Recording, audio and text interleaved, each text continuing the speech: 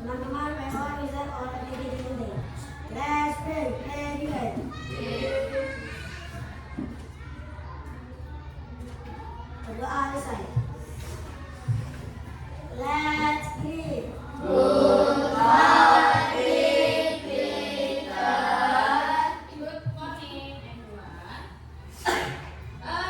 Pada hari ini kita akan mempelajari materi baru yang akan menjadi mata pelajaran baru, yaitu materi coding dan kecerdasan artifisial. Tapi kita belajar dalam materi berpikir komputasional. Ya, berpikir komputasional. Sebelum itu, apakah ada yang tahu apa itu berpikir komputasional? Ada yang punya pendapat? Berpikir komputasional. Kalau dari katanya komputasional, berarti kira-kira berhubungan dengan apa?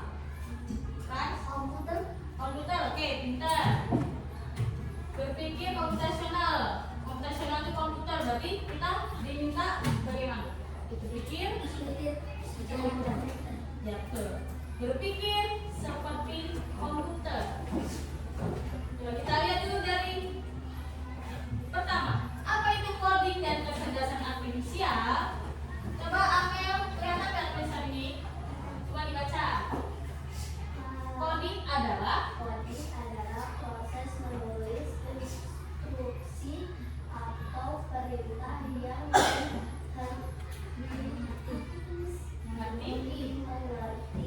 oleh komputer untuk menjalankan suatu tugas. Oke, terima kasih.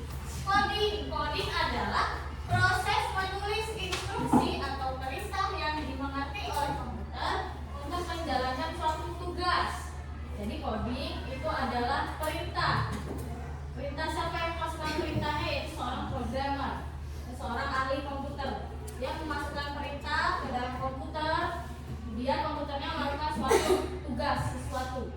Oke. Nah, itu berhubungan dengan kecerdasan artifisial atau artificial intelligence, kita singkat dari AI. Nah, apa itu AI? Farhan, boleh dibaca? Adalah kemampuan sistem komputer untuk meniru kecerdasan manusia, seperti belajar, memecahkan masalah, dan membuat keputusan. Betul. AI merupakan kemampuan sistem komputer untuk meniru kecerdasan manusia seperti belajar, memecahkan masalah, dan membuat keputusan. Nah, antara coding dan AI ini saling berhubungan. Jadi coding itu merupakan perintahnya, dibuat perintahnya. Sekarang suruh komputer diminta untuk mencari sesuatu pengertian tentang gerhana atau tentang kata itu apa. Nah, di AI dikasihlah coding itu, kasih data-datanya. Kata itu seperti ini, dia memiliki ini, terusnya ini, bla bla bla, semuanya. Nah, disimpan, dibaca, dan dipelajari oleh AI. Jadi ketika orang lain yang menggunakan ingin cari apa itu, maka muncul hasilnya melalui AI. Udah? Udah. Ini untuk awalnya coding dan kecerdasan artifisial. Nah, jadi apa itu berpikir komputasional? Habibah bisa dibaca? Cara berpikir untuk memecahkan masalah besar menjadi bagian kecil yang lebih mudah diselesaikan. Mirip seperti cara membentuk komputer. Ya. Jadi ternyata berpikir komputasional itu masuk ke dalam materi coding dan AI, yaitu berpikir untuk memecahkan masalah yang besar menjadi kecil agar lebih mudah diselesaikan. Jadi bekerjanya seperti komputer, mirip komputer bekerja. Jadi bukannya kita diminta untuk menjadi sebuah komputer, tapi kita mempelajari cara belajarnya komputer itu bekerja. Karena komputer kan yang menciptakan siapa? Manusia. Jadi harusnya kita yang harus bisa lebih pintar dibandingkan komputer. Tapi kita pelajari ini agar kita tahu caranya. Oh, ternyata komputer itu cara memberikan data, memberikan hasil itu seperti apa. Nah, kita pelajari di sini, berpikir komputasional. Jadi kita berpikir seperti layaknya komputer itu bekerja. Oke? Dipahami sampai sini? Oke. Nah, selanjutnya, ternyata berpikir komputasional itu memiliki prinsip. Di sini ada 4 prinsipnya. Bisa dibaca apa aja prinsipnya? Dekomposisi, pengenalan pola, abstraksi, dan algoritma.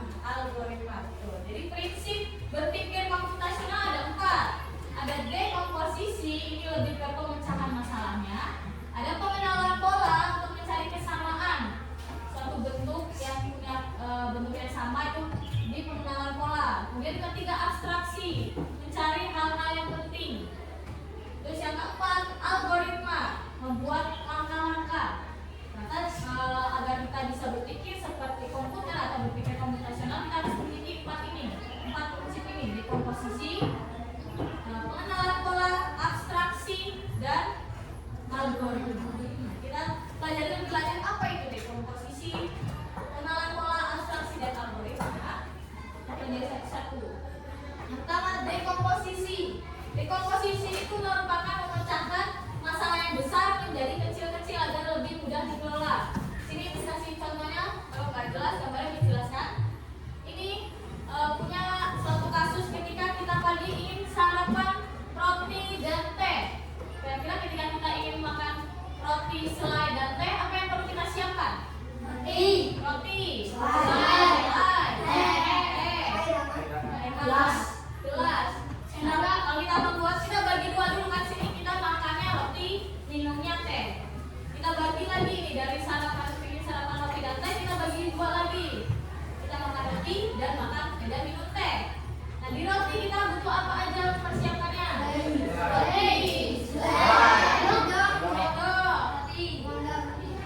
Manggang roti, oke. Nah, itu kita bagi lagi, berarti cara membuat roti. Ketika kita ingin makan sarapan roti, berarti kita butuh roti, selai, sendok atau pisau bisa juga, dan juga pemanggang roti. Ketika kita butuh teh, apa aja kita butuh? Gelas, air panas, air hangat, ada lagi? Teh, gelas, sendok, oke. Tuh. Berarti dari yang awalnya kita ingin makan sarapan roti, selai, dan teh, ternyata kita perlu beberapa tahap, ya kan? Perlu banyak yang kita siapkan. Oh, ternyata roti itu butuhnya ini, dibagi lagi kecil-kecilnya. Nah, membuat teh juga ternyata butuhnya seperti ini. Itu namanya dekomposisi. Dari apa yang masalah besar yang kita ingin makan sarapan roti dan teh, kita harus menyiapkan beberapa hal-hal yang di bawah yang kecil-kecilnya. Jadi kita pecah lagi. Udah? Pakai dekomposisi udah sudah bisa berpikir komputasional bagian dekomposisi, yaitu memecahkan masalah besar menjadi lebih kecil. Udah Haris? Oke. Bisa dilanjut? Selanjutnya yang kedua, dekomposisi, yaitu algoritma.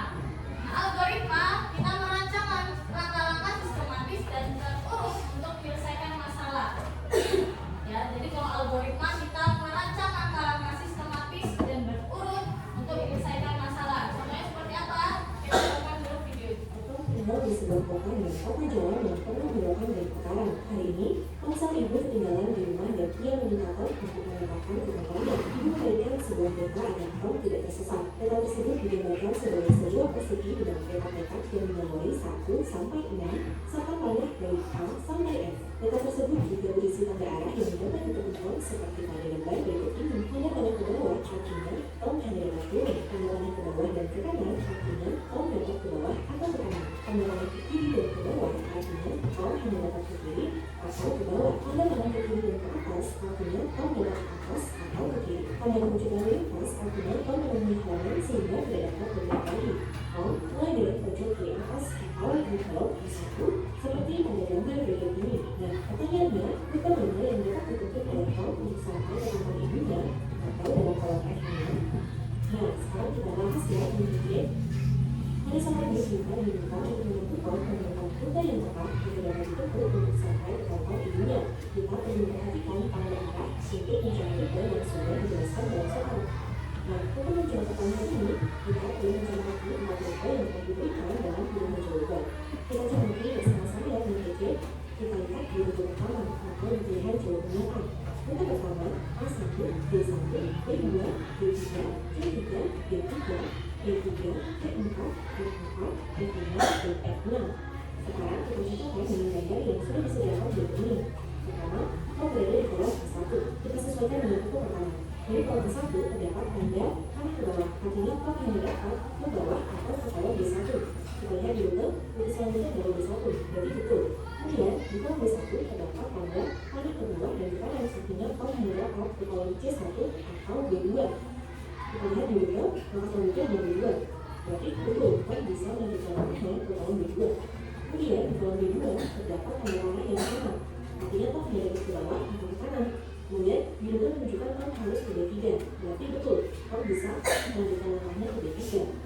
Kemudian di kolom B3 terdapat tanda warna yang sama, ke bawah dan ke kanan. Kita itu selanjutnya adalah tom harus bisa ke B3. Berarti betul, tom dapat melangkah ke B3. Kemudian di kolom C3 hanya terdapat tanda warna ke bawah. Artinya tom hanya dapat ke bawah atau ke kolom B3. Berarti sesuai ya, karena rute selanjutnya adalah B3. Kemudian di B3 terdapat tanda warna ke kiri dan ke bawah. Kita lihat di rute setelah di B3, tom menunjukkan langkahnya ke E3. Berarti betul ya, tom dapat menunjukkan langkahnya ke E3. Kemudian di E3 terdapat tanda warna ke bawah dan ke kanan. Kita lihat di rute dari E3, tom harus melangkah ke E4.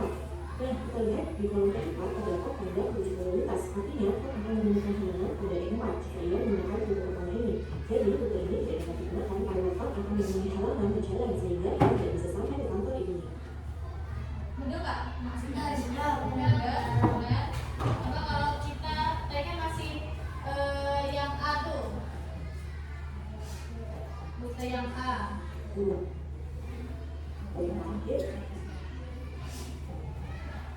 Kita coba kalau misalkan kan ada 4 rute kan ini. Tadi yang sudah dicoba rute berapa? Rute 1. Apa aja rute 1 itu? A1, B1, B2,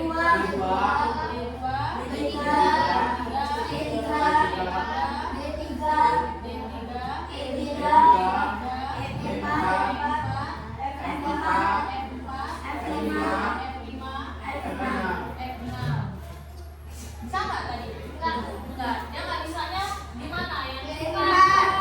Di E4. Kenapa nggak bisa di E4? Ya, karena dia menentukan kalangan. Nah, coba kita nanti coba bersama bagian rute 2, rute 3, dan rute 4. Rute 2 apa aja kalangannya? A1, B1, B2, B3, B4, berapa? B4, C4, D5, D5, D6,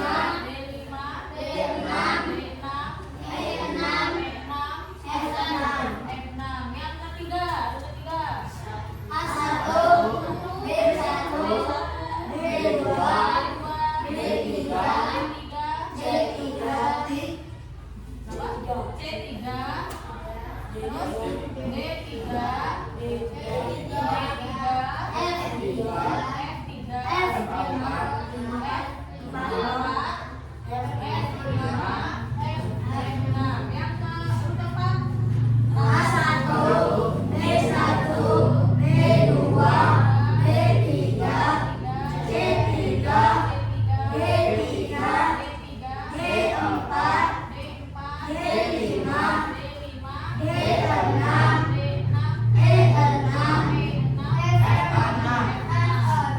Coba kita lihat tadi rute stop ke kantor ibunya.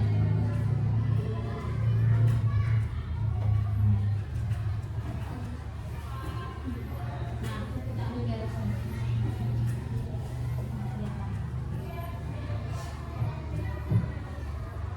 Kita ambil dari sini. Jadi kita coba kalau rute 1 kan tadi udah nggak bisa ya? Udah nggak bisa. Kita coba rute 2. Dari gambar rute yang di situ, dari tom yang ada di A1 ke ibu yang ada di F6. Dari rute 2 A1 ke bawah. ke mana? Ke bawah. Ke bawah ke mana? Ke B1 bisa? Bisa. Berarti dia ke arah sini. Terus kemana lagi? B2 bisa? Lalu B3 bisa? Lanjut. B4 bisa? B4 arahnya kemana? Kanannya ke atas sama ke kiri.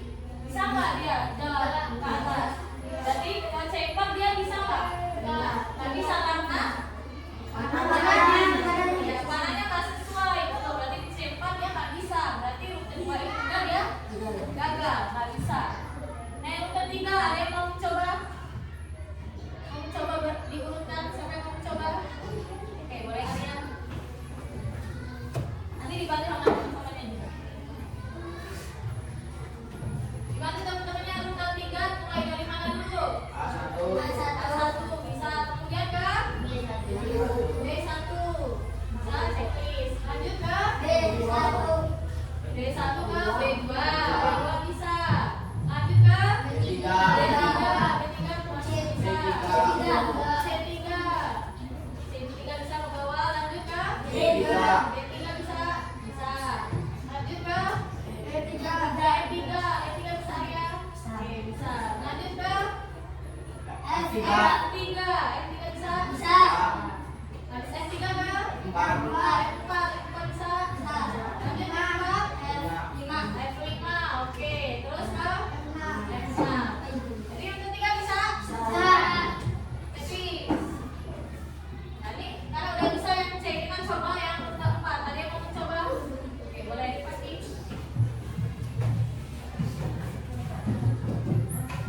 Dari rute 4 yang pertama, A1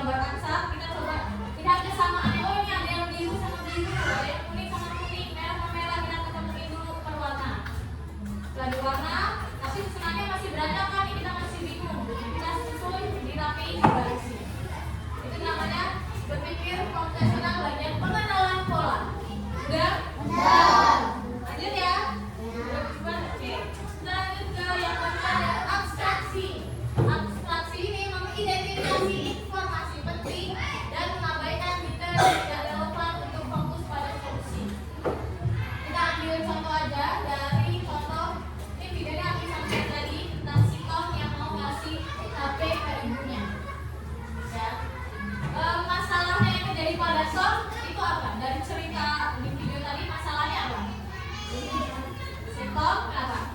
Cari jalan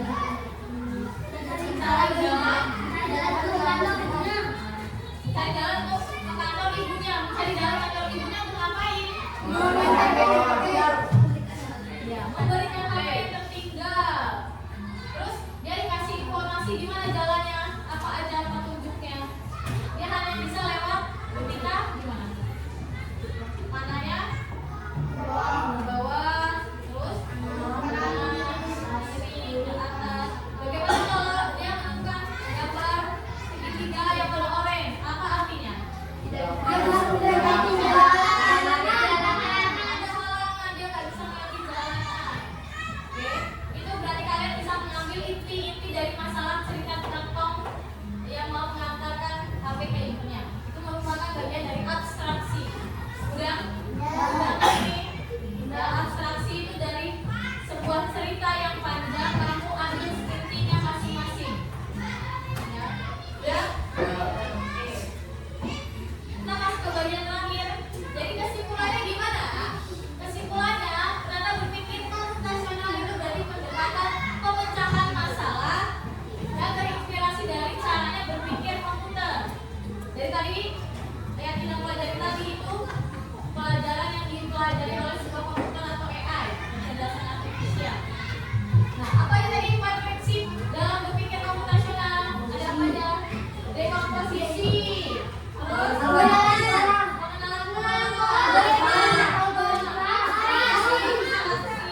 Kalau dekomposisi berarti apa? Membuat apa? Pemecahan masalah. Mantap. Yang algoritma. Yang algoritma berarti membuat apa? Membuat langkah-langkah. Ya. Selanjutnya pengenalan pola. Kita mencari apa? Ya, mengusung pola-pola yang bentuknya apa? Ya, kadang-kadang menjadi sesuai yang sama. Terus yang keempat abstraksi. Mengambil apa? Inti dari sebuah cerita atau masalah. Ya, itu jadi yang kita pelajari itu tentang berpikir komputasional yang memiliki 4 prinsip: dekomposisi, algoritma, pengenalan pola, dan abstraksi. Ya, mudah-mudahan materi ini dapat bermanfaat. Dan pesannya nih, saya itu carilah ilmu yang lebih banyak hingga kita menyaingi kecerdasan buatan. Jangan sampai kita yang dikalahkan sama AI. Karena komputer itu dibuat oleh siapa? Manusia. Berarti yang pintar harus siapa? Manusia. Jangan sampai kita lebih pintar, jangan sampai kita kalah pintar dari AI atau komputer. Ya, kamu mau main game, kamu mencari PR di komputer, boleh aja.